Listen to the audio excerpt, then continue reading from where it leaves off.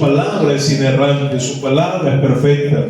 Aquí tenemos, hermano, este relato acerca, dicen las sociedades bíblicas en la mayoría de sus traducciones y revisiones y las Biblias que ellos desde hace más de un siglo, unos 150 años, están reproduciendo. Ellos han colocado, y me atrevo a decir arbitrariamente dentro del texto bíblico, una frase entre muchas, esos subtítulos, que la intención supuestamente es una buena intención para ayudar al lector a comprender o dar una idea principal de lo que el texto quiere expresar. Pero realmente, hermano, lo que estos subtítulos hacen es predisponer al lector, es sembrar una idea preconcebida, y muchas veces, hermano, estos subtítulos no son del todo acertados con el texto en cuestión.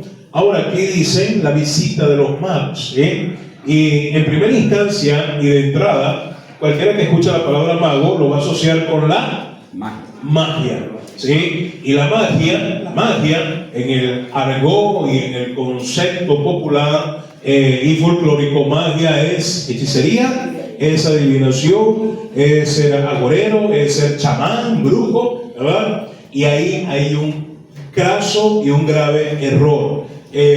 Los magos no eran brujos. Y vamos a hablar un poquito acerca de ello, ¿verdad? En esta introducción.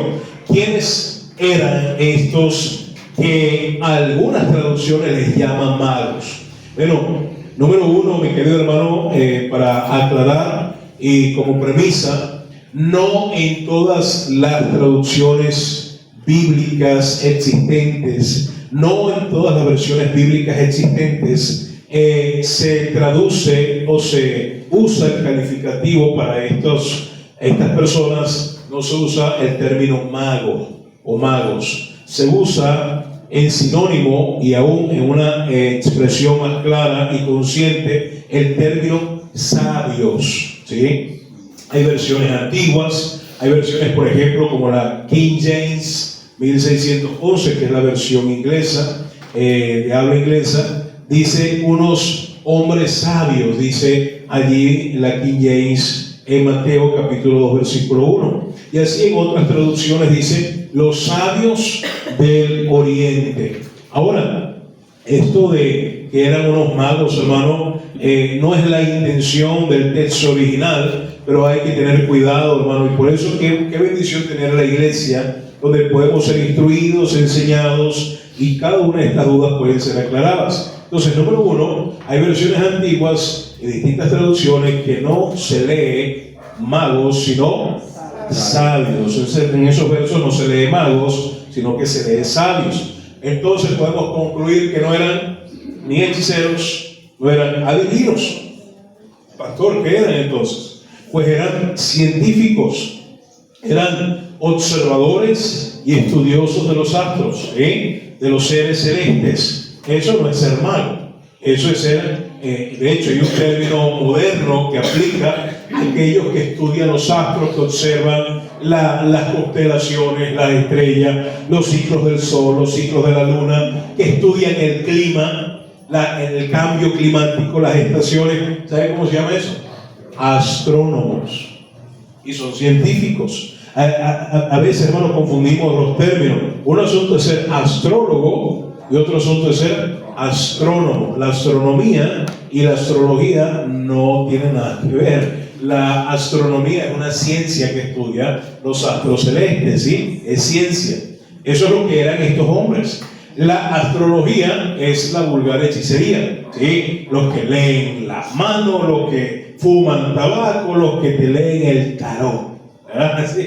Eso es lo que son los astrólogos, los magos de hoy en día, ¿verdad? Los brujos, los hechiceros, que trabajan con lo oculto, con el reino de las tinieblas.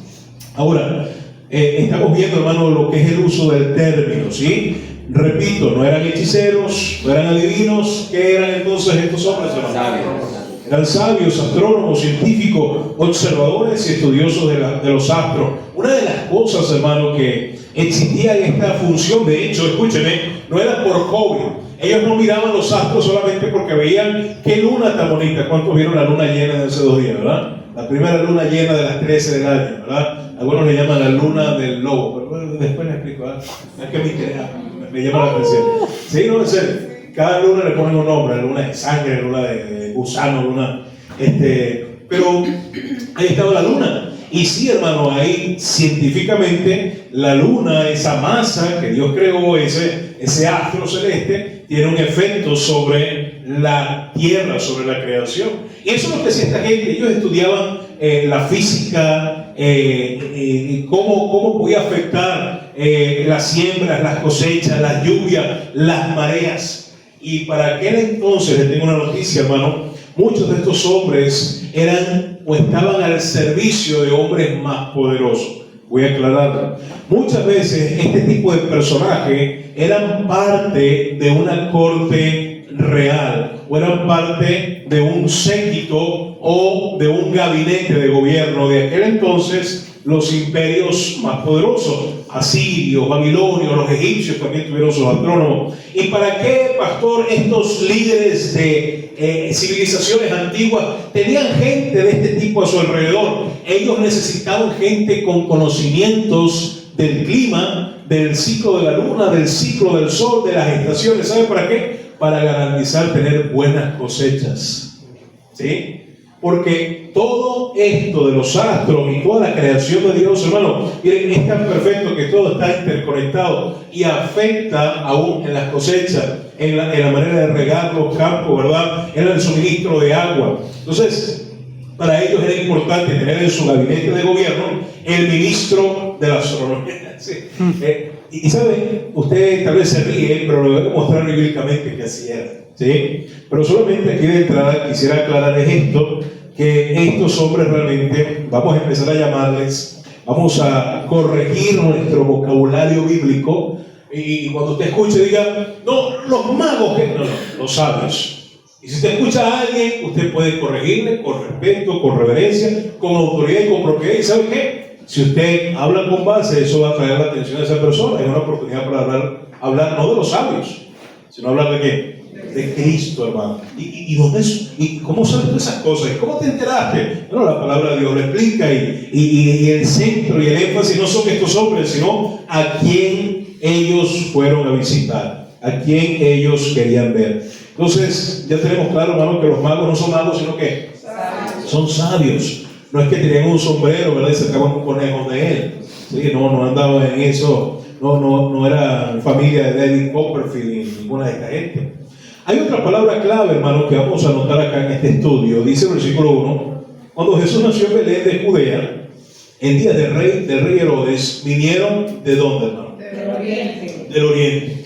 Ese término, manténgalo ahí presente, porque cuando la Biblia habla del oriente, para el contexto bíblico, para los primeros receptores de la Biblia, los primeros lectores de la Biblia, ellos entendían, y especialmente en el territorio de Israel, en la cultura hebrea, ellos entendían, hermano, que al hacer mención a una zona geográfica llamada el Oriente, muchos entendían con claridad, la mayoría sabía de qué región se estaba hablando. Para nosotros nos dice el Oriente, y vamos a pensar allá en Sucre, ¿verdad? En Anzoátegui, ¿verdad? Pero no es el Oriente de Venezuela. Para algunos, ¿verdad?, a nivel mundial pueden usar el término Oriente y lo pueden confundir y piensan que ya no, el Oriente, allá Japón, China, donde el sol naciente, no, tampoco es ese Oriente. En el contexto bíblico, hermano, cuando el término Oriente se utiliza, casi siempre hace mención y de manera consecuente y de manera histórica y bíblica a una región particular, que es la región de Mesopotamia, ¿sí? Mesopotamia, hermano, también conocido como Oriente Medio, es actualmente ocupado, las naciones modernas o los nombres modernos de las naciones que ocupan esta región mesopotámica o Mesopotamia son los países de nada más y nada menos que de Irak y de Irán, ¿sí? Es la región de Mesopotamia, Oriente Medio, y también podríamos decir Siria entra en eso. Esta región, hermano, es históricamente una zona donde surgen los asentamientos más antiguos de la civilización humana. ¿Sabía usted eso? Los asentamientos más antiguos de la civilización humana nacen en Mesopotamia. No, pastor, sí, mire bíblicamente, vaya conmigo al libro de Génesis. Vamos a ver evidencia bíblica. Génesis capítulo 10. Dice allí, Génesis capítulo 10. ¿Sí?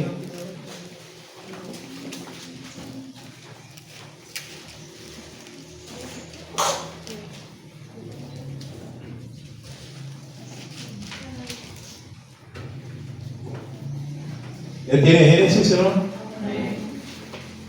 Miren, dice versículo 1 para entrar un poquito en contexto y vamos a ver algunos versículos.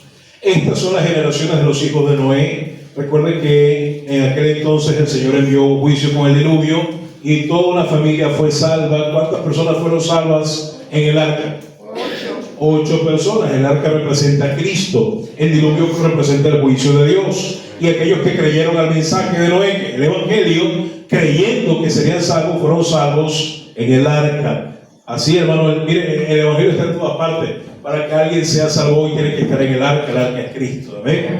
Estas son las generaciones de los hijos de Noé: Noé, Sem, Cam y Jafet, a quienes nacieron hijos después del diluvio. Los hijos de Jafet: Gomer, Magog, Madai, Javán, Tubal, Mesec y Tiras. Los hijos de Gomer: Askenaz, Rifat y Togarma. Los hijos de Javán: Elisa, Tarsis, Kitín y Dodani. Y miren lo que dice la Biblia.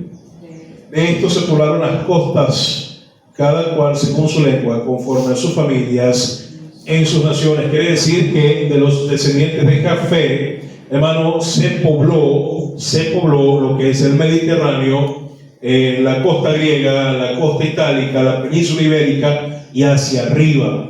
No, pastor, sí. Los descendientes de Jafet son los europeos, ¿sí? Son los la raza área. Jafet probablemente era rubio, hermano, probablemente. Los hijos de Can, Cus, Misraim, Fud y Canaán.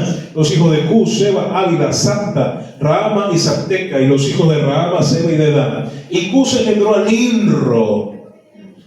Recuerda ese nombre. Que llegó a ser el primer poderoso, ¿dónde? Y ahorita vamos a ver dónde fue. Este fue vigoroso cazador delante de Jehová. El término, no voy a hablar de Nimrod, pero el término hebreo vigoroso significa ahí más bien tirano o alguien que se rebeló en contra de Dios. También aquí hay una falencia en esta traducción. Este fue vigoroso cazador delante de Jehová, por lo cual se dice, así como Nimrod, vigoroso cazador delante de Jehová, y fue el comienzo de su reino. ¿Cuál, hermano? Babel. Nimrod fundó Babilonia, pastor. Sí. Ese es el primer tirano, gobernante rebelado en contra de Dios. Y note lo que sigue. Y no solamente a Babel, es decir, una red de grandes ciudades. Era un imperio, eran ciudades de reino. Babel, Erech, Acab y Calne. En la tierra de ¿dónde, hermano? ¿Sabe cuál es la tierra de Siná? Mesopotamia, Oriente Medio. Babel es lo que actualmente, de hecho, ahí están las ruinas, hermano. Históricamente la arqueología lo corrobora. Las ruinas de Babilonia se encuentran en Irak, ¿sí? Antiguo imperio babilónico. De esta tierra salió para ¿dónde, hermano? Asiria también. Este hombre era temerario, ¿verdad? Era tremendo, ¿sí? También es el padre de la cultura asiria. Por eso que los babilonios y los asirios comparten muchas similitudes. Y edificó nada más y nada menos que ¿cuál? ¿La reconocen? Nimrod también fundó Nínive, una gran ciudad. Jonás nos da muchas referencias acerca de esto. Y Nínive, y en la región de Siria, las ciudades asirias eran Nínive la principal, Rehoboth y Cala.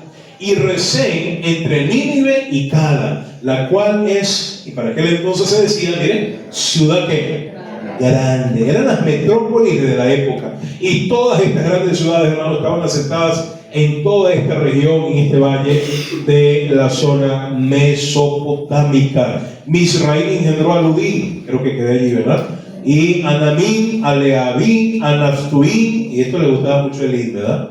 A Patrusín, a Casluín, mira, sale Casluín ahí, Casluna, Casluín, De donde salieron los... Por razón, tiene que ser un filisteo. ¿Dónde salieron los filisteos? Recuerda, los filisteos son enemigos de Dios, ¿verdad? Y a Caftorín, no es el padre de los castores, así se llama. Y Canaán engendró a Sidón, su primogénito, a él, al Jebuseo, al Amorreo, al Gergeseo, al Ebeo, al Araceo, al Cineo, al Arvadeo, al Semareo, al Amateo, y después se dispersaron las familias de los cananeos. Y fue el territorio de los cananeos desde Sidón, lo que es actualmente sur del Líbano, en dirección a Gerar, que es la franja de Gaza, bueno, dice hasta Gaza, y en dirección de Sodoma, Gomorra, Adma y Seboí, lo que es actualmente Jordania, hasta Gaza. Estos son los hijos de Can, por sus familias, por sus lenguas, en sus tierras y en sus naciones. Vemos, hermano, cómo mire, hay gente que le dice: pastor, a mí eso de los nombres me aburre. Miren, cuánta información, cuánto aprendemos, hermano, en tan corto tiempo. Los descendientes de Jafet poblaron Europa. Los descendientes de Cam poblaron probablemente el norte de África y estas regiones, ¿verdad?, de Mesopotamia, lo que es Persia, Irak, Irán, todas estas regiones, y probablemente hasta allí se extendieron hasta Asia, y probablemente ellos también poblaron lo que es el continente asiático. Pero también tenemos ahora los descendientes de quién, hermano, de Sem, de donde viene la promesa, ¿amén o no? Donde viene el Salvador, es el linaje que Dios preparó. También le nacieron hijos a Sem, y lo deja de último, no porque Sem sea el último en nacer. De hecho, si usted no lo sabía, Sem, Can y Jafet eran trillizos. ¿Sí? ¿Sabe eso? Eran trillizos, nacieron en el año 500 de los días de Noé. Entonces, es imposible tener a 3 hijos el mismo año, a menos que sean trillizos, ¿verdad? Entonces, cuando usted lee la Biblia, hermano, se da cuenta de eso, ¿verdad? Comprensión lectora. Pero Sem se deja de último porque es especial lo que se va a decir de Sem, y así va a conectar la historia bíblica con Abraham. Y es lo que continúa en el capítulo 12. También le nacieron hijos a Sem, versículo 21, padre de todos los hijos de Eber y hermano mayor de Jafet. Ahí está. Deja clara la Biblia que Sem, aunque es mencionado de último, con toda intención, Sem, de los 3, fue el primero en salir. El romper ahí, ¿verdad? En abrir el espacio, ¿verdad? Brecha para salir del vientre de su madre, de la esposa de Noé. ¿Sí está claro, no? Los hijos de Sem fueron Elán, Asur, Arfasad, Lut y Arán. Y los hijos de Arán, Uz. Y fíjense como que va como una especie de embudo, nos va llevando como un embudo para hablarnos del linaje por medio del cual Cristo vendría. Dice los hijos de Arán, Uz, Ul, Heter y Mas. Ahí nació el partido político, el Mas. Versículo 24. Arfasad engendró a Sala, y Sala engendró a Eber, y Eber nacieron 2 hijos. Atentos a estos, porque es una referencia para la torre de Babilonia, lo que ocurrió en Babilonia. El nombre de uno fue Peleg, pero no es el futbolista, fue Peleg, porque en sus días fue ¿qué, hermana? Fue repartida. ¿Y por qué fue repartida la tierra? ¿Saben el acontecimiento que generó que la tierra fuese repartida? Hubo confusión de lenguas, de idiomas, ¿sí? Y al estar confundidos y no poder comunicarse entre todos, pues se reunieron por grupos y tuvieron que dispersarse. Entonces fueron los días de Peleg que fue repartida la tierra, y el nombre de su hermano Joctán. Y Joctán engendró a Almodad, Selef, Asar, Mabel, Gera, Adorán, Usal, Dikla, no tenía televisión, ¿verdad? Obal, Abimael, Seba, Ofir, Ávila y Jobab. Todos estos fueron hijos de Joctán. ¡Wow! Versículo 30. Pobre mujer, ¿verdad? Y la tierra en que habitaron fue desde Mesa en dirección de Sefar hasta la región montañosa. ¿De dónde? Otra vez la referencia de el oriente, haciendo mención a la tierra de Mesopotamia. Pero si nota algo, hermano, los descendientes de Sem fueron como que alejándose de esa zona o ese epicentro, lo que fue la llanura de Sinar o Mesopotamia, porque recuerden que había un hombre que no honraba a Dios allí, llamado Nimrod. Estos fueron los hijos de Sem por sus familias, por sus lenguas, en sus tierras y en sus naciones. Estas son las familias de los hijos de Noé por sus descendencias, en sus naciones, y de estos se esparcieron las naciones en la tierra después del diluvio. Está claro, hermano, que entonces en esta región, en la región de Sinar o Mesopotamia, conocida también como la región de Oriente, Medio es el nacimiento de muchas culturas. Ahora quiero que vaya conmigo, hermano, a otro texto, pero bueno, antes de avanzar ese texto, podemos resumir, vamos a ir repasando. Los magos, son hechiceros, son brujos, adivinos, son sabios, son estudiosos de qué. Son científicos, ¿sí? Eran los científicos de la época. Pastor, eran los de la NASA de aquel entonces. Bueno, yo creo que los de la NASA hoy son más brujos que estos, ¿verdad? Pero, ¿saben? Ellos estudiaban los astros, ellos miraban el ciclo de las estaciones, ellos aconsejaban al rey: ¡Ey! Espérate 2 lunas para que empieces a sembrar. Espérate, porque si siembras ahorita, la cosecha no va a salir tan bien como si esperas. Sí, me doy a entender. Ese era el tipo de consejo que ellos daban. Y era parte fundamental en lo que era la administración de cada uno de estos imperios. Ahora, ya vemos que la región de Oriente Medio en la Biblia es una región conocida, ¿verdad? O asociada siempre a esa cuna de las civilizaciones, Mesopotamia o lo que era la antigua Babilonia y Persia. Pero también hay otro dato interesante, hermano, en Mateo capítulo 2. Vaya otra vez a Mateo capítulo 2. Mateo capítulo 2. Y tiene que ver con los 2 puntos anteriores. Son sabios y son ¿de dónde, hermano? Del Oriente. Era costumbre, era común que en esas regiones existiesen estos personajes, pues ya dijimos que sí. Ahora, esto nos lleva a pensar en alguien, hermano, que de hecho es un referente en la Biblia de integridad, de obediencia, de santidad, de servicio y de fidelidad a Dios. Y saben, en la Biblia tenemos un personaje que es digno de ejemplo, digno de imitar, que también podríamos decir, y lo podemos catalogar como un sabio del Oriente. ¿Saben de quién estoy hablando? ¿Ah? Del profeta Daniel. Y tal vez usted se preguntará: pastor, ¿qué tiene que ver Daniel con los sabios que visitan a Jesús? Pues necesitamos entender algunas cosas acerca de Daniel para entender lo que está pasando acá. ¿Cuántos recuerdan a Daniel el profeta? ¿Sí? Vamos a ir al libro de Daniel, capítulo 4. Daniel, ¿dónde está, hermano? Daniel es prisionero de guerra. ¿Sí? ¿Cierto o no? Daniel es prisionero de guerra. No solo él, sino él, sus amigos más cercanos y muchos más que estaban allí cautivos.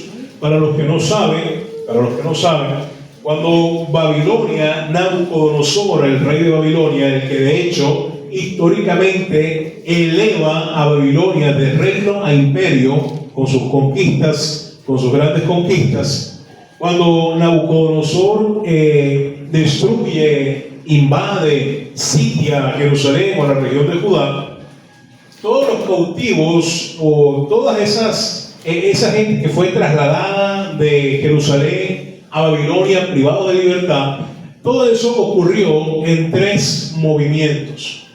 Hoy no voy a hablar de eso, pero necesito que lo tenga claro. Ocurrió en 3 oleadas, se les dice. La primera oleada, Nabucodonosor se lleva al rey de turno en Jerusalén y se lleva todo lo que es la casa real. Es cuando se llevan los utensilios del templo, es cuando empiezan a destruir el templo. Esa fue la primera oleada. ¿Cuántos recuerdan que ese rey hasta los ojos se le sacaron en Babilonia? ¿Sí? Eso fue la primera oleada, eso fue el primer golpe que dio Nabucodonosor. Pero luego él da un segundo golpe y ahora se lleva del pueblo a lo que es lo mejor de lo mejor de la clase media. De la clase media que había en Israel, especialmente en Jerusalén. ¿Y qué es lo mejor de lo mejor? Pues no se llevó a los más viejos, lamento decirlo, ¿verdad? No se llevó a los que pasaban cierta edad porque no iban a ser útiles, iban a ser una carga, si me deben entender. Se llevó a los más jóvenes, a los que tenían potencial, a los de la clase media que tenían buenos estudios, que tenían buena proyección. A ellos se los lleva, y entre ellos, adivinen quién estaba: Daniel y sus amigos, ¿sí? Muchachos que perfilaban, si me explico, perfilaban para buenas y grandes cosas. Nabucodonosor lo sabía. Nabucodonosor se llevó, por así decirlo, hermano, vamos a ponerlo en términos más modernos, una fuga de cerebros, ¿sí? Israel, Jerusalén, hermano, se quedó sin la generación de relevo. Nabucodonosor se lo llevó todo. No solamente se llevó a la realeza, a la corte real, ahora se lleva la segunda oleada, se lleva a la gente que pudo haber sacado para adelante el país. Se lo lleva. Es una estrategia política. Él quería poner en ruina a Israel. No solamente en su generación, sino él quería garantizar que en el futuro Israel no fuese una potencia. No tuviera el poder de levantarse ni hacerle frente a él. ¿Y cómo hacía? Bueno, voy a llevar a todos sus mejores muchachos, me los voy a llevar. Es más, los voy a convertir a mi fe. Y por 3 años él los colocó y los puso recluidos en lugares, hermano. Y por eso que Daniel determinó en su corazón lo que, hermano, no contaminarse.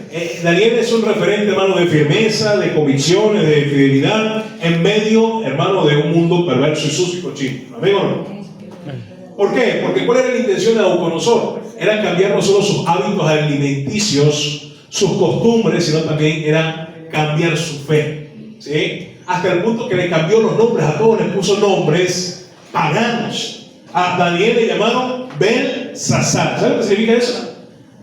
Nada más ese nombre Daniel cargaba consigo una de las divinidades o los dioses que adoraban en Babilonia. Imagínense, era un nombre profano. Y así cada uno de ellos, Nabucodonosor, estratégica y era un trabajo de psicoterror. Él quería quebrar su identidad. Eso es lo que quería hacer con ellos. Daniel no se dejó. Ananías, Misael y Azarías no se dejaron. Pero lamentablemente hubo muchos otros que sí se dejaron.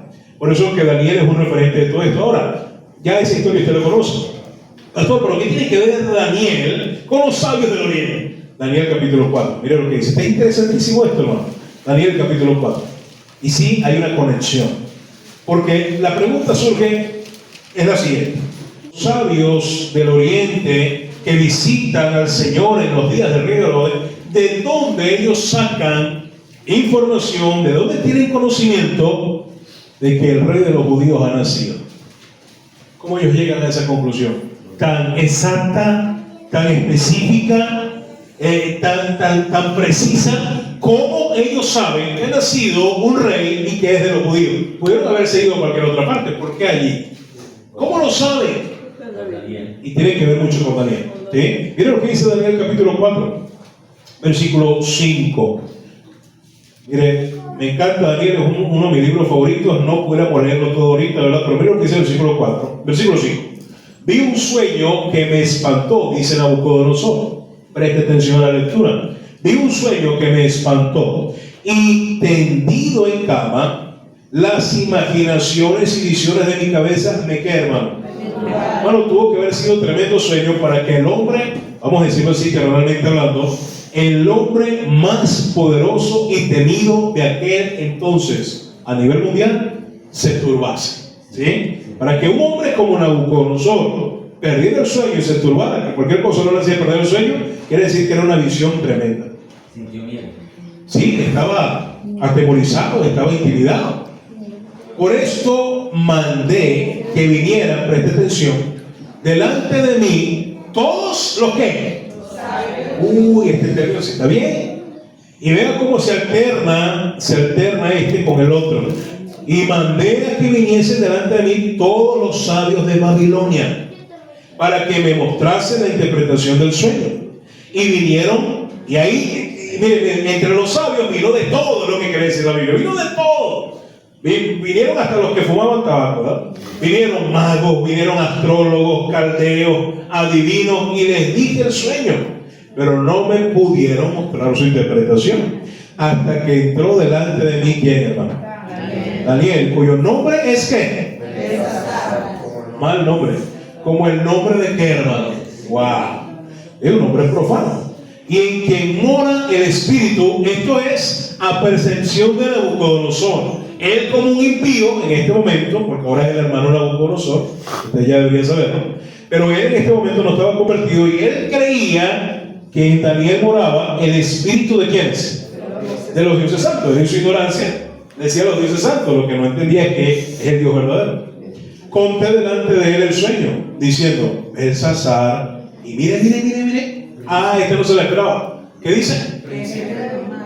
Jefe, príncipe de los sabios. No, pastor, yo no sabía que Daniel en los tiempos de Nabucodonosor en Babilonia era el mero.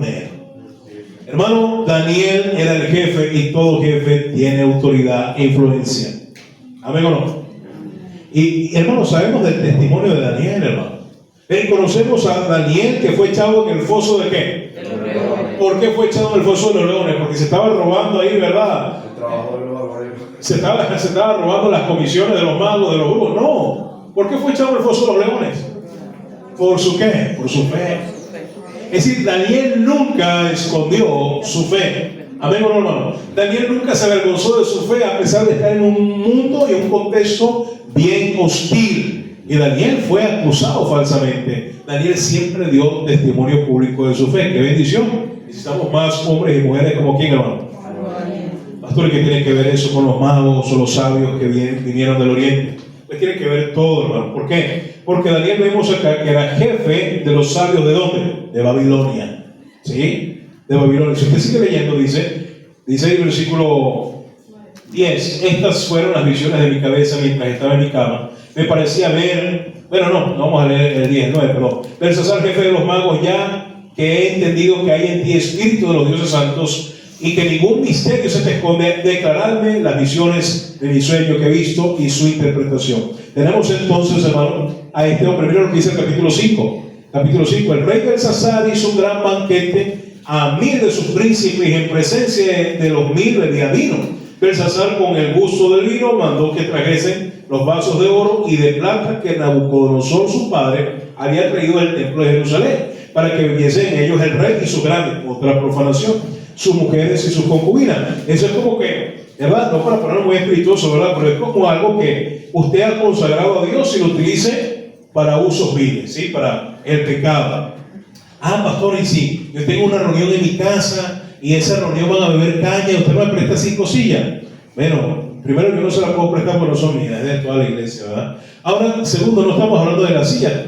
De hecho, hay algo que debemos considerar en nuestra vida, hoy por hoy, más que nunca, es nuestra propia vida. ¿Amén o no, hermano? Nuestra propia vida, nuestra mente, nuestras manos, nuestros pies, nuestra boca, nuestros ojos, nuestros oídos. Y si tú lo utilizas para usos viles y vergonzosos, estarías haciendo lo que hizo Belsasar. Y Belsasar fue juzgado por usar lo que era consagrado para Dios, usarlo con propósitos equivocados. ¿Sí me debe entender, hermano? Entonces fueron traídos todas esas cosas. Versículo 4: bebieron vino, es decir, alcohol, y alabaron a los dioses de oro y de plata, de bronce, de hierro, de madera y de piedra. Ellos creían que iban a salir ilesos. En aquella misma hora aparecieron los dedos de una mano de hombre que escribía delante del candelero sobre lo encalado de la pared del palacio real. Y el rey veía la mano que escribía. Entonces el rey palideció y sus pensamientos lo turbaron y se debilitaron sus lomos y sus rodillas daban la una contra la otra. Literalmente, hermano, una caricatura, ¿sí? El rey gritó en alta voz que hiciese venir, ¿qué cosa? ¿A quiénes? A magos, caldeos y adivinos, porque en eso es lo que confiaba. Dese cuenta, hermano, que siempre piden son brujos, hechiceros, chamanes.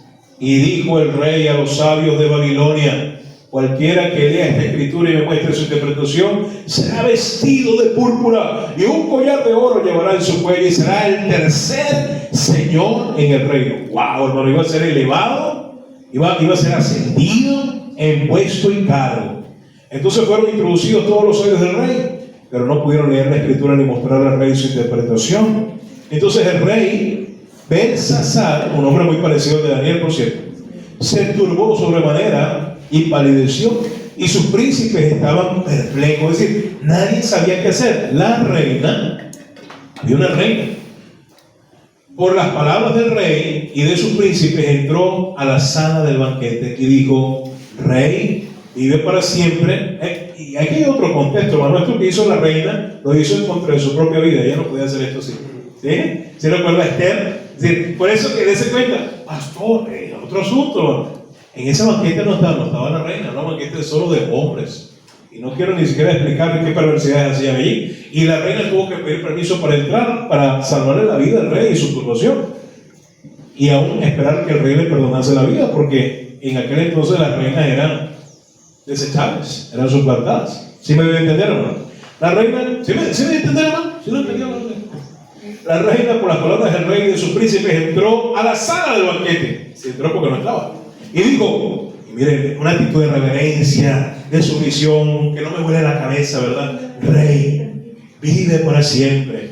No te turben tus pensamientos, ni palidezca tu rostro. En tu reino hay un hombre en el cual mora el Espíritu de los dioses santos, y en los días de tu Padre se halló en él luz e inteligencia y sabiduría, como sabiduría de los dioses, al que el rey Nabucodonosor, tu padre, oh rey, constituyó, note, eso es lo que quería que usted viera, constituyó jefe sobre todos los magos, astrólogos, caldeos y adivinos, por cuanto fue hallado en él mayor espíritu y ciencia y entendimiento para interpretar sueños y descifrar enigmas y resolver dudas. Esto es, en Daniel, al cual el rey puso por nombre Belsasar. Así que tocayos, llámese pues ahora a Daniel y él te dará la interpretación. Qué dato interesante podemos extraer, hermanos, que Daniel no era un desconocido en el imperio babilónico. Daniel tenía influencia, tenía una investidura otorgada por el mismo emperador Nabucodonosor. Daniel era el jefe principal de todos, aún incluyendo los que no eran sabios realmente, sino ahí estaba todos en el mismo saco, como usted acaba de ver, sabios, brujos, adivinos, pero Daniel no era nada de eso. Daniel era aquel que poseía sabiduría de lo alto. ¿Amén o no, hermano? Ahora, ¿qué creo yo, hermano? Y no estoy queriendo presentar acá una doctrina nueva, no. Es que Daniel siempre dio testimonio de su fe. Daniel, mi hermano, como todo creyente, se paró firme en el lugar donde tenía que estar, donde Dios le había llevado. Y muy bien, hermano, pudiéramos pensar y creer que Daniel, quien hablaba del Señor, hablaba de la verdad de Dios, que tenía acceso a tanto conocimiento. ¿Cuántos de los que estamos acá podemos creer unánimemente que Daniel también, con él, tenía y no abandonó nunca la palabra de Dios? Yo creo que Daniel, hermano, a ser profeta de Dios, a ser mensajero del Señor, tenía que tener la palabra de Dios. Ahora, la palabra de Dios, hermano, me refiero de manera tácita, hermano, no romántica. No, en su mente y en su corazón, pues claro, pero tenía acceso a manuscritos, a copias, a la palabra de Dios. Y muy probablemente, así como él conoció a Dios, recuerde que no estaba solo. Habían otros tantos que también profesaban la misma fe de él. En aquel entonces Nabucodonosor hizo una gran estatua y mandó a todos a que se postrasen ante ella, y hubo unos varones que no lo hicieron. ¿Sí recuerdan? También dieron testimonio público de su fe. Es decir, la palabra de Dios llegó a estar en Babilonia, hermano. Es el punto. La palabra de Dios llegó a estar aún en ese imperio perverso, oscuro, hasta el punto, hermano, de que el mismo Nabucodonosor, ya en el capítulo 5 se convierte. El capítulo 4 al final, Nabucodonosor se convierte. Pastor, Nabucodonosor es salvo. Sí, él se convirtió, pero ese hombre hizo tantos males. Lea la historia, porque no hay pecado tan horrible que Dios no pueda perdonar, y no hay pecado tan perverso y sucio que Dios no pueda salvar. El Señor perdonó a Nabucodonosor, lo salvó. Nabucodonosor reconoció ya al final de sus días que el único Dios verdadero es el Señor Todopoderoso, el Dios de Daniel. Y así lo mandó a promulgar y a predicar por todo el imperio, hermano. Hermano, el imperio de Babilonia en los últimos días de Nabucodonosor fue evangelizado. ¿Sabía eso? Fue evangelizado. Y todo gracias a que un hombre se paró firme. ¿Sí? Solamente basta de uno. Ahora, dice Mateo, hermano, volvamos allí, Mateo capítulo 2. Teniendo este contexto un poco más amplio, que tal vez no lo había considerado en el pasado, usted, puede ser que sí, puede ser que no. Ahora miren con qué perspectiva vamos a leer Mateo capítulo 2. Sabiendo de que un varón de Dios, aproximadamente unos 600 años antes del nacimiento de Cristo, ya estaba haciendo un impacto positivo con su testimonio, con el evangelio, con su fe, con la palabra de Dios en medio de un imperio oscuro y perverso como Babilonia, hasta el punto de que el mismo emperador se convirtió. Y gente seguramente fue influenciada por su fe. No es descabellado pensar y creer, mi hermano, que entonces estos sabios en Mateo capítulo 2, que vienen de esa misma región del oriente, sean parte, escúcheme, del legado del profeta Daniel. Podemos decir así, de un grupo era el encargado de un grupo. Yo creo que Daniel, hermano, se encargó de transmitir su fe a ellos, y los que creyeron de ellos harían lo mismo, y así subsiguientemente de generación en generación, dejando un remanente de creyentes en ese círculo. ¿Sí me debe entender? Y no es porque queramos creer eso, sino porque este versículo, hermano, este texto de Mateo 2, nos da la intención, nos infiere de que de dónde estos hombres tenían conocimiento del Dios de los judíos. Si ellos vienen de dónde? De Babilonia. ¿Quién ha sido el único que estuvo en Babilonia y habló del Dios de los judíos? Daniel. Y curiosamente Daniel tenía la misma función que estos hombres. ¿Sí me voy a entender? Entonces dice ahí, hermano, versículo 1, una vez más, ahora con todo este conocimiento que manejamos, cuando Jesús nació en Belén de Judea, en los días reyes, los vinieron del oriente a Jerusalén unos magos, y él nos dice, claro, pues ¿de qué otro lugar podrían venir? Si allá estaban todos esos estudiosos, esos astrónomos, esos científicos venían de allí, y había ya una influencia. Daniel había dejado un legado diciendo, ¿dónde está el rey de los judíos que ha nacido? Pero ahora vamos a hablar de lo siguiente. Dice, porque su ¿qué? Su estrella. Ahora vamos a hablar de la estrella. Fíjense, ya hablamos del término magos, que realmente deben ser sabios. Hablamos del oriente, de Mesopotamia. Hablamos de Daniel, de la influencia y del impacto que tuvo, no solo en su generación, sino en las generaciones siguientes en Babilonia, y hasta dónde pudo llegar, hasta estos sabios que visitan a Jesús. Ahora vamos a hablar de la estrella. Estos hombres tenían conocimiento de una estrella. Obviamente ellos están observando las estrellas, estudian los astros, y notaron una estrella diferente. Notaron la aparición, de hecho ellos dicen, porque su estrella hemos visto ¿en dónde? Es decir, allá donde vivimos, donde somos, desde allá. Vimos la estrella, y la pregunta del millón es, ¿cómo ellos llegaron a asociar y a entender que la aparición de esa estrella tiene relación con el nacimiento de un rey? ¿Quién les dijo eso a ellos? ¿De dónde sacan la idea que una estrella que es diferente y se distingue de las demás tiene una asociación con el nacimiento de un rey? ¿Sabe de dónde lo sacaron? Y esto termina de corroborar el punto anterior. Lo sacaron de la Biblia. El único texto que menciona la asociación de una estrella, la aparición de una estrella con el nacimiento de un rey, está en la Biblia. Y justamente una porción de la Biblia que es la Torá, y que muy seguramente Daniel tenía una copia de la Torá. Tal vez al ser sacado, al ser llevado cautivo de Jerusalén a Babilonia, conociendo la fe de este hombre Daniel. Era alguien que pudo haber dejado de repente el televisor, pudo haber dejado el PlayStation, ¿verdad? Pudo haber dejado cualquier cosa, pero la Biblia si no la voy a dejar, eso me la llevo. ¿Sí me voy a entender? Mire, si ahorita hay un terremoto, una inundación en su casa, mire, ahí sale la gente, ¿verdad? Agarrando sus enseres y sus colotos, ¿verdad? El teléfono no lo suelta. Pero usted, ¿qué agarraría primero, hermano? ¿Qué no dejaría en casa? Sí, algunos vienen a la iglesia sin Biblia. Ahora muestro un botón. Yo dudo que algunos, mire, si no trae la Biblia a la iglesia, hermano, ¿cómo será una catástrofe? Una invasión brillante. No, la dijo en el Salmo 91, pastor, para que me dé buena vida. Pero ahí está, hermano. Vemos sin duda alguna, escúcheme, la influencia de la palabra de Dios en Babilonia. Pastor, ¿y en qué parte de la Biblia dice eso? Números. Ya lo hemos visto ese versículo importante, interesante. ¿Sí lo tienen? Números capítulo 24. Números capítulo 24.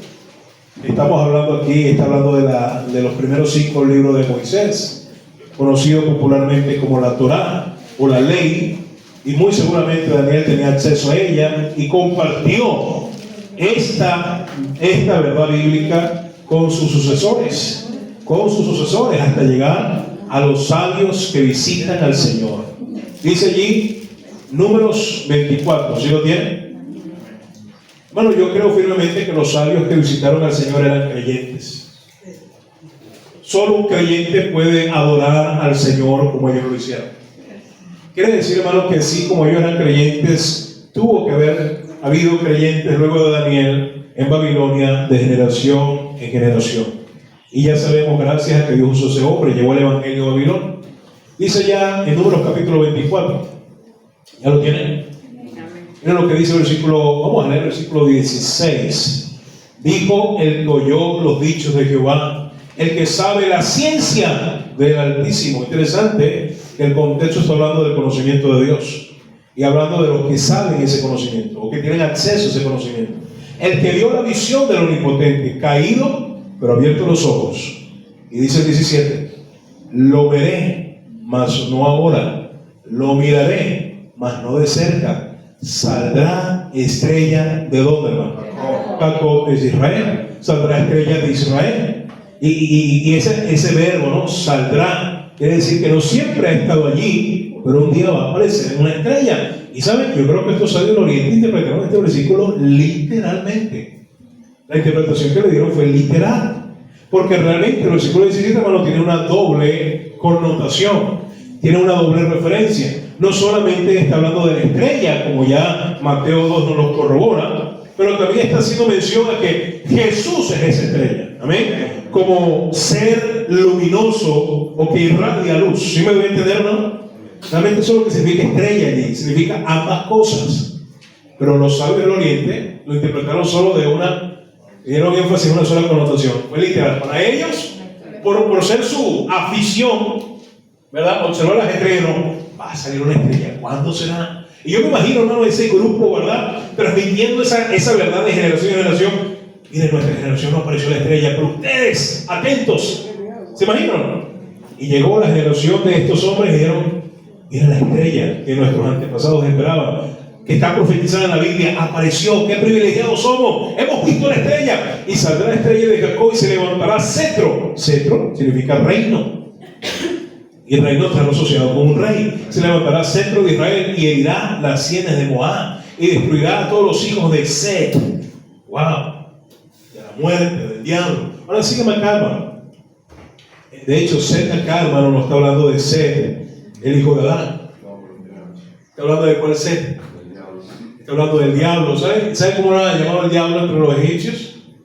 Set, el dios Set, el dios de los infiernos. Set. Pero eso es otra historia, hermano, ¿sí?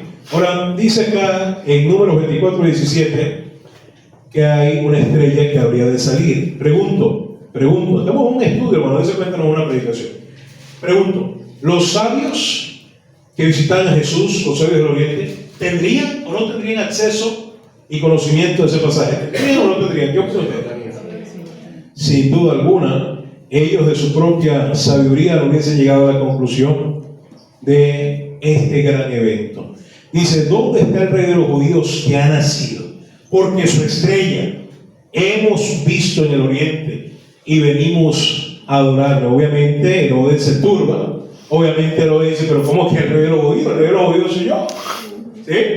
Yo me cerrucharon el puesto y cuenta me di. Es decir, Herodes se sentía burlado. Herodes pensó, pero ¿y cuando se levantó ese rey no me avisaron, no me informaron? Es decir, literalmente Herodes estaba desayunando. Y hermano, vemos otra cosa, hermano, que es tremendo. El rey Herodes era rey de los judíos, era rey de Jerusalén y era ignorante de las escrituras. ¿Sí nota eso?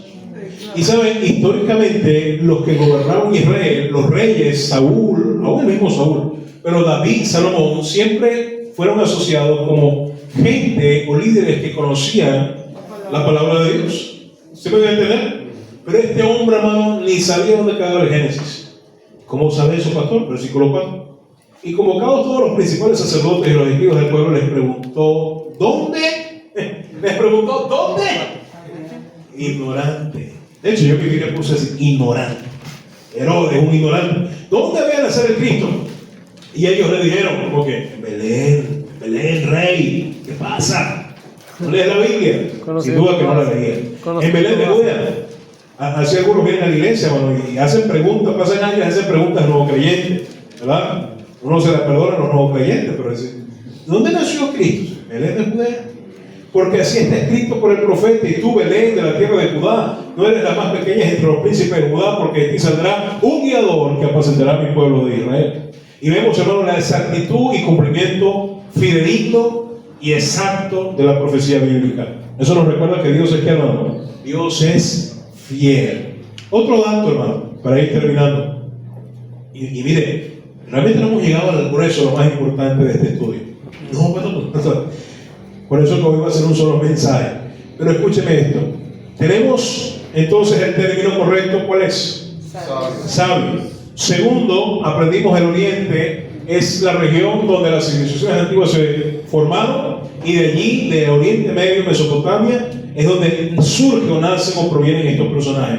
Tercero, hablamos de Daniel y su influencia, su impacto en las generaciones con el Evangelio de Babilonia. Y ahora estamos hablando de la estrella y cómo es un evento profético, es una señal del nacimiento del Rey de Reyes. Y estos hombres lo pudieron descifrar, pudieron interpretar correctamente, gracias a la también fe, convicción y conocimiento que tenían ellos, el acceso a los manuscritos bíblicos. Pero hay otro detalle, hermano. Vamos a hablar de la caravana. La caravana, ¿sí? La caravana. ¿Sabe? Se nos ha vendido, hermano, la imagen comercial, la falsa idea de que los magos eran tres. Y que eran malhechor, va a asaltar y va a robar. ¿Sí? Se nos han vendido, miren, se ha tergiversado tanto. Primero nos dicen que son tres. De hecho, le dan nombres. La Biblia no da nombres. El folclore le ha dado nombres. La tradición católica le dio nombres. Le dio colores diferentes. Unos asiáticos, unos morenos, y el otro parece allí noruego, ¿verdad? Así los ponen, ¿sí? Como si fueran Sencan y Jafet, ¿verdad? Parecieran los hijos de Noé. Y sabe, todo eso es falso. Y tercer error de los magos folclóricos y comunes y corrientes, ¿verdad?, que nos han vendido, y es que atribuyen su aparición o su venida justo en el pesebre. Eso es falso. Los magos o los sabios no llegaron a ningún pesebre. No llegaron al pesebre. Los que llegaron fueron los pastores que guardaban las vigilias de la noche con sus ovejas. Hay que leer bien. Ay, pastor, yo sé, cuando hago el nacimiento ya no puedo poner a los tres reyes magos en camello. Bueno, primero no sabemos si iban en camello, porque también en aquella época usaban caballos. ¿Sí? Número dos, no eran tres. ¿Cómo que no eran tres? No eran tres. Ya se lo voy a demostrar bíblicamente. Y sus nombres no los tenemos. Y por tanto, esos tres nombres son falsos, porque al no ser tres, obviamente esos nombres no son los adecuados, no son los correctos, y Dios no está buscando recordar los nombres de ellos tampoco. Y tercero, ellos no llegaron a ningún pesebre. La Biblia dice dónde llegaron. Más la Biblia dice hasta el tiempo en que llegaron. Ellos no llegaron estando Jesús ni en pañales, ni acurrucado en una cuna. Miren lo que dice la Escritura. Vamos otra vez. Versículo 7. Entonces Herodes, llamando en secreto a los sabios, indagó astutamente, obviamente, de ellos diligentemente. Y el hombre no era tan bruto, ¿no? Cualquiera no llegaba a ser rey y permanecer ahí por mucho. Y indagó de ellos diligentemente. ¿Qué indagó, hermano? ¿Indagó qué cosa, hermano? Hola, ¿estás aquí, hermano? El tiempo de la aparición. Claro, porque ellos dijeron que cuando apareció la estrella, ellos la asociaron con el nacimiento de ¿qué? ¿Qué nos da a entender este texto, hermano? La estrella, ¿cuándo aparece? Cuando nace el Señor. Cuando nace el Señor, ellos están en el oriente. Ellos no están en Belén llegando ahí, ¿verdad? Ellos no están cruzando el Jordán. Ellos están ahí en su casa, ¿verdad? Dice, mira, malhechor. No se llamaban así. Dice, mira, la estrella. Y empezaron. Yo me imagino, bueno, que lo primero que corrieron fue al número. ¿Cómo que dice? Sí. Esa es. Y estudiaron, ya nació. Y ellos estaban preparados. Tienen un contingente. Y se alistaron. Y fue a la aparición de la estrella que ellos se enrumban al viaje. ¿Y el viaje cuánto duró, pastor? Hermano, desde Mesopotamia hasta Israel, atravesar desiertos, valles, montañas, soledades, peligros, ¿sí? Zonas inhóspitas. No fue en 3 días, no fue en una semana, no fue un mes, no fueron 6 meses. Ellos ahí dicen, ¿cuándo? Dicen, y enviándolos, dice el escritor, dice Mateo, hablando de Herodes, y enviándolos a Belén, le dijo Herodes a ellos, id allá, como muy interesado, ¿verdad? Y averiguad con diligencia acerca del niño, y cuando le halléis, hacédmelo saber para que yo también vaya y quería matarlo.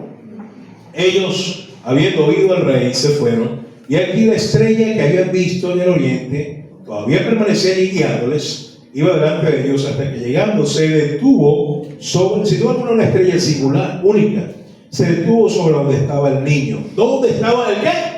El niño. No era el baby.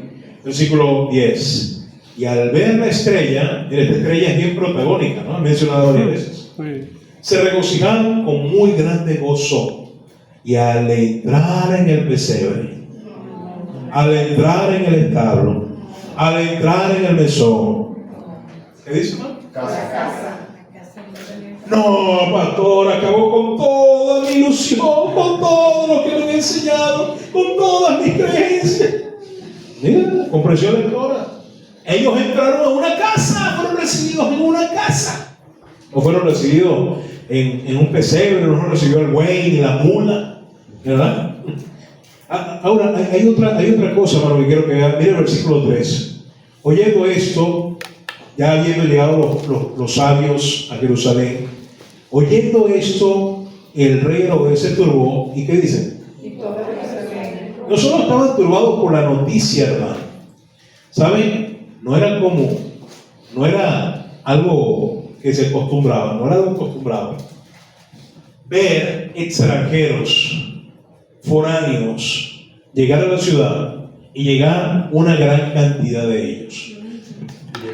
La única manera, hermano, de hacer un viaje, una travesía tan larga, para ser resguardado de tantos peligros, además de tener la cantidad suficiente y necesaria de suministro de alimentos, de agua potable. En el desierto no es fácil el agua, no es fácil la comida. ¿Usted cree que 3 hombres con unas mochilitas le iba a durar un viaje de 2 años?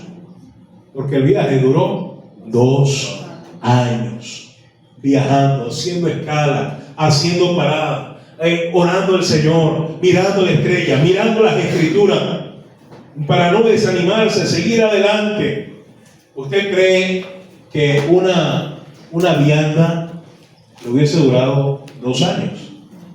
Era una gran cantidad de gente. Se cree, hermano, que en aquel entonces y todavía en las regiones desérticas del Sahara y del Medio Oriente están estas comunidades conocidas como los beduinos.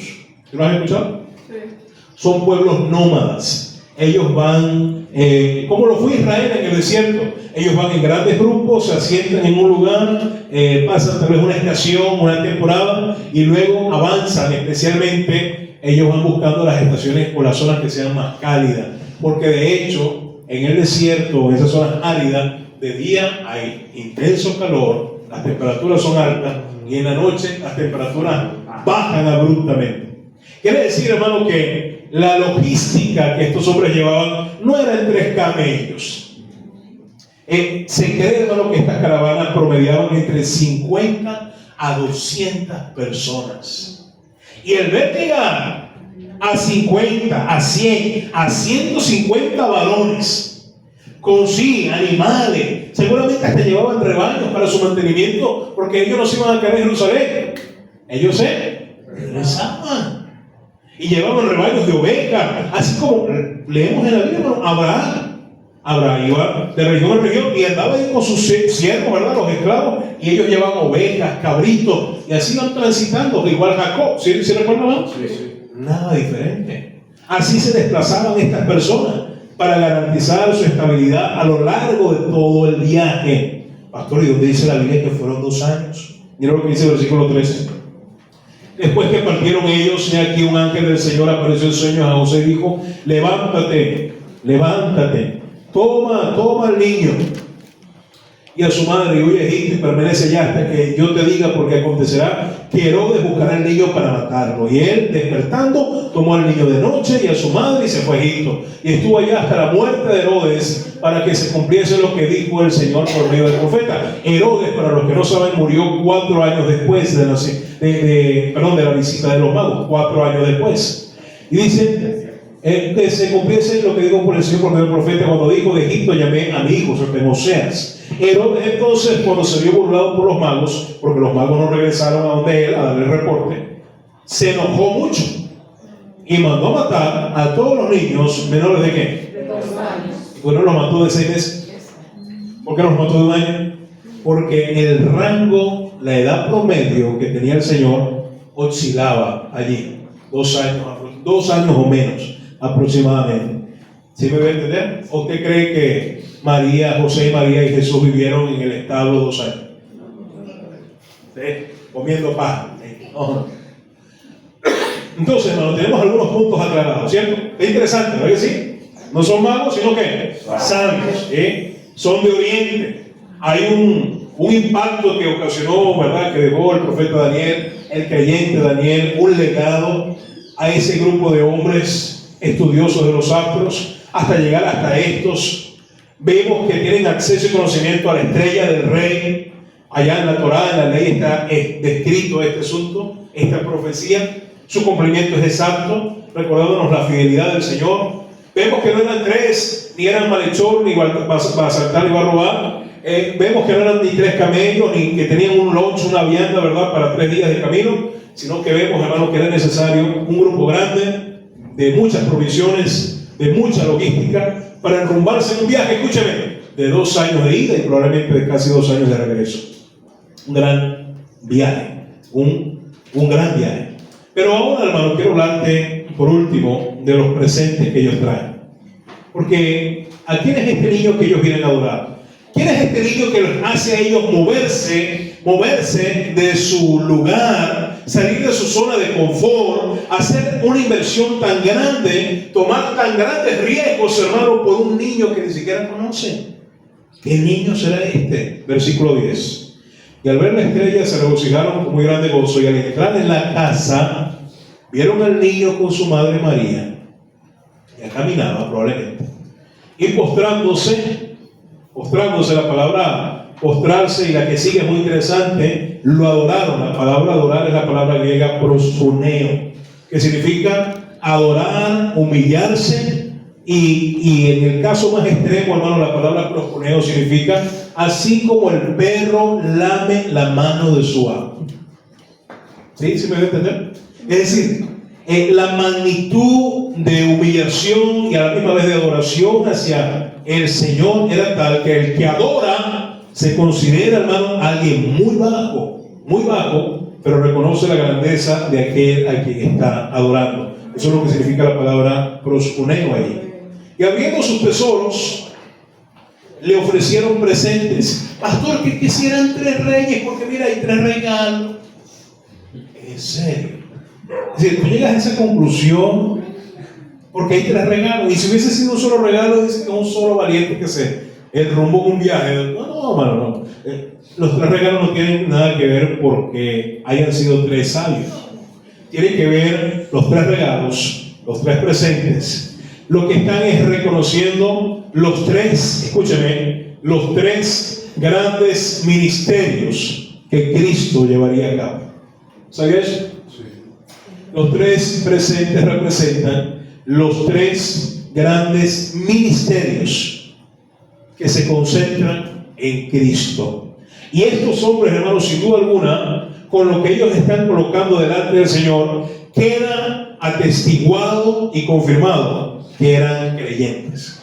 ¿Por qué digo que eran creyentes? Porque ellos no estaban adorando ni reconociendo al azar a Jesús. ¿Cómo digo que al azar? Ahí como que, bueno, vamos a ver si la tiramos a pegar. No, ellos sabían ante quién se estaban mostrando. Amén. Ellos sabían ante quién estaban adorando o a quién estaban adorando. ¿Y cómo lo sabemos? Por los presentes que ya ellos traen anticipadamente. El oro que representa. El oro representa la realeza. El oro representa, hermano, a los reyes, a los poderosos. Y al presentar oro delante del Señor, están diciendo y reconociendo: tú eres el Rey de Reyes. Isaías 9:6 dice: un niño nos es nacido y principado sobre su ¿qué? Sobre su hombro. Y no me cabe duda, me atrevo a decir que también tenían acceso a ese pasaje. Y allí, ¿verdad?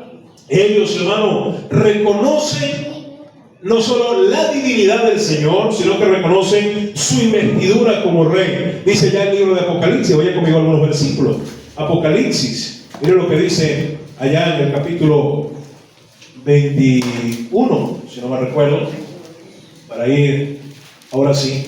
Apocalipsis capítulo 21.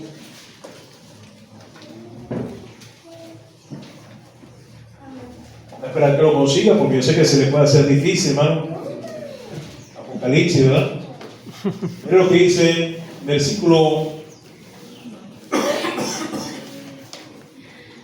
Todavía estamos con la peste.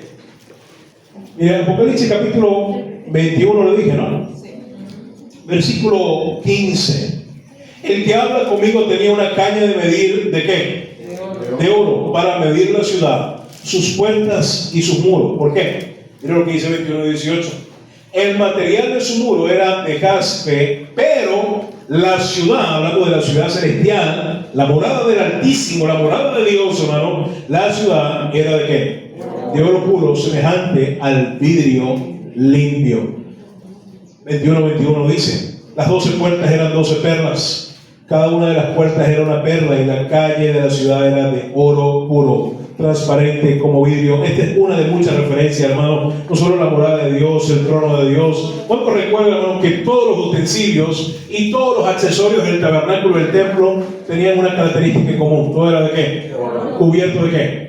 De oro, porque la presencia de Dios descendía en ese lugar. El oro siempre es asociado ¿a qué? A la realeza, a los reyes, en este caso al Señor. Dice allí Apocalipsis 17, versículo 14: pelearán contra el Cordero y el Cordero los vencerá, porque Él es el Señor de señores y Rey de reyes, y los que están con Él son llamados y elegidos y fieles. Tenemos entonces, hermano, que estos sabios del Oriente tenían clarito quién era este niño. No era cualquier niño para ellos, era nada más y nada menos que el Rey de qué, hermano, el Rey de reyes, y así lo reconocían con el presente que estaban trayendo delante de él. Segundo presente, incienso. Incienso. ¿Qué es el incienso? Bueno, el incienso, hermano, es una fragancia, es una fragancia así que expide un aroma agradable, pero que era usado propiamente y particularmente por los sacerdotes en lo que era la adoración al Señor. El incienso, escúcheme acá, tiene que ver con el sacerdocio arónico, levítico, pero nuestro Señor Jesucristo, dice el libro de Hebreos, vaya conmigo allá, hermano, ha sido hecho por nosotros y para nosotros nuestro sumo sacerdote. ¿Y qué es un sacerdote? Un intercesor entre Dios y el pueblo, la gente. Y claramente, hermano, vemos esto por todas partes, ¿verdad? Dice en Hebreos 7:1: porque este Melquisedec, rey de Salem, sacerdote del Dios Altísimo, que salió a recibir a Abraham, que volvió de la derrota de los reyes y lo bendijo, a quien asimismo dio a Abraham los diezmos de todo, cuyo nombre significa primeramente Rey de Justicia y también Rey de Salem. Este es Rey de paz, sin padre, sin madre, sin genealogía, que no tiene principio de días ni fin de vida, sino hecho semejante al Hijo de Dios, permanece sacerdote. ¿Para qué?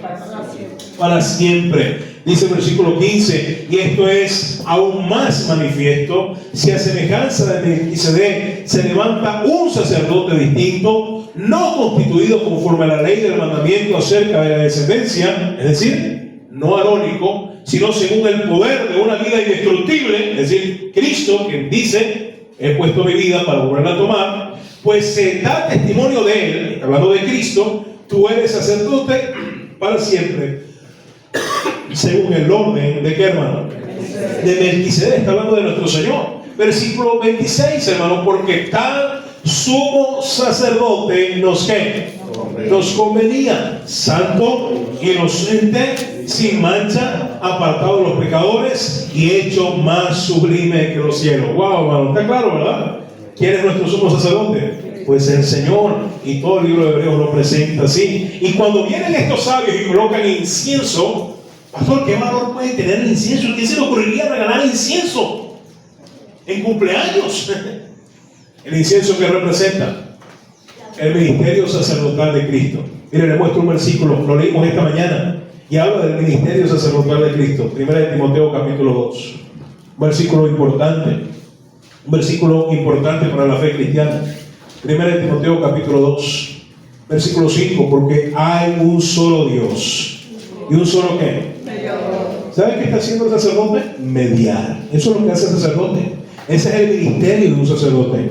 Mediar. Ser un puente. Porque hay un solo Dios. ¿Y un solo qué? Mediador.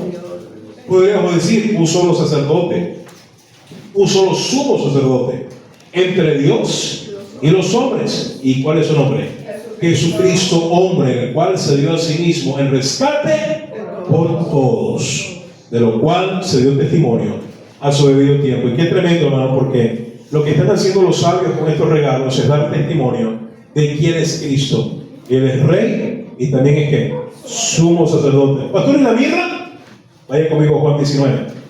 Juan 19. Juan 19. ¿Y la mirra? ¿Qué hacemos con la mirra? También era una especie aromática. La mirra también es una especie aromática, pero usada más preponderantemente para unos eventos muy particulares. En Juan 19 tenemos el relato de la crucifixión del Señor. Pero luego de la crucifixión, el cuerpo del Señor fue pedido. Versículo 38. Después de todo esto, José de Arimatea, que era discípulo de Jesús, pero secretamente por miedo de los judíos, rogó a Pilato que le permitiese llevarse el cuerpo de Jesús. Mire lo que es tener influencia, ¿no? Y Pilato se lo concedió, porque José de Arimatea era un chivo pesado.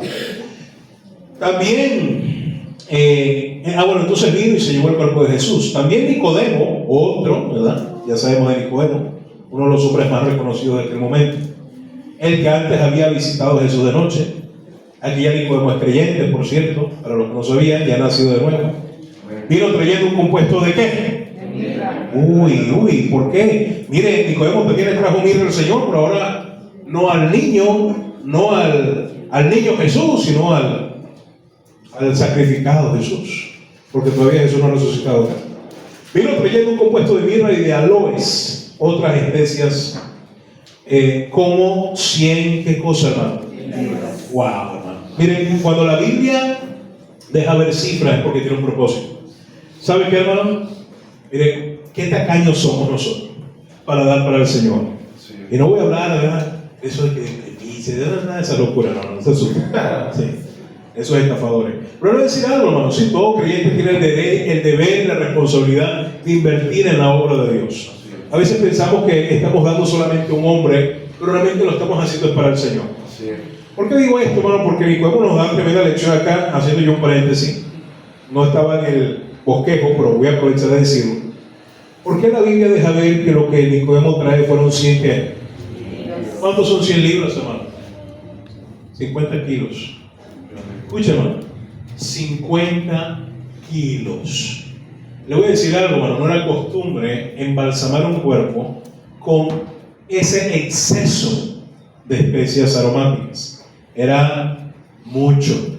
Nicodemo, lo que vemos acá, hermano, no escatimó en gastos, no le importó los límites, se extralimitó. Nicodemo era de los que ese refrán, mejor que sobre y no que falte. En otras palabras, hermano, cuando se trataba de dar algo para el Señor, Nicodemo nos da tremenda lección acá. Digo, mira, yo no solamente voy a dar lo que se necesita, voy a dar más allá y voy a darlo de mejor calidad. Hermano, qué tremendo, 100 libras, 50 kilos de mirra. Le voy a decir algo, eso es caro. Eso no lo puede comprar cualquier persona. Cualquiera no puede tener acceso y ir a la perfumería, ay, dame 50 kilos de mirra. En la perfumería dice, baja la Santa María. No, ya hicimos nuestro agosto.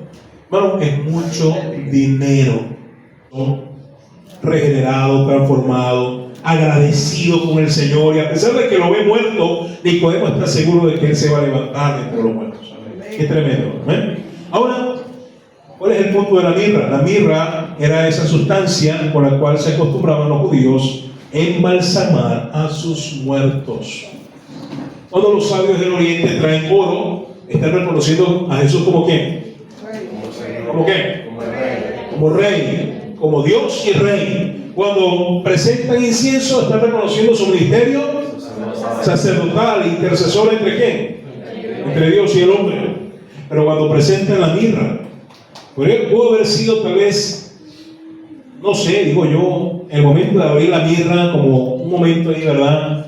No digo triste, pero de sentimientos encontrados, pero a la misma vez con la esperanza de que Cristo vencería la muerte, porque la mirra lo que está haciendo, ¿verdad?, es anunciando la muerte, su sacrificio, su pago por el pecado.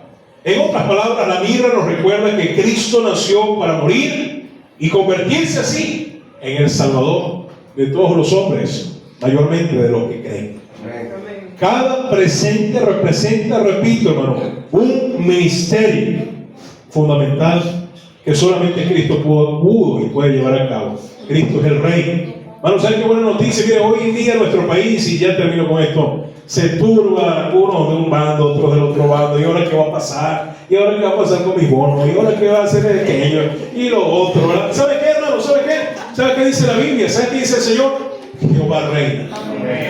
Usted lee el Salmo 95, 96, 97. Jehová reina. El Señor, hermano, Él puede cambiar, que pueda cambiar, puede poner a quien quieran poner, el Señor sigue siendo el mismo, el Señor sigue estando en su trono, el Señor reina. Y cuando nosotros vemos claro que Dios, nuestro Rey de reyes, Señor de señores, nadie nos puede cambiar ni mover, vamos a estar tranquilos, hermano.